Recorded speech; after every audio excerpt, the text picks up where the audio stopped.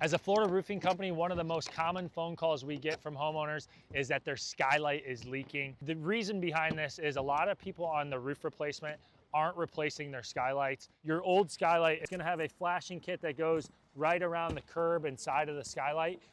When you don't replace your old skylight, is going to have nails all along the side of this where they installed it. When you go to reuse that skylight, you're using a skylight that has holes in it already, and the only thing protecting that from water getting in is roof cement or sealant.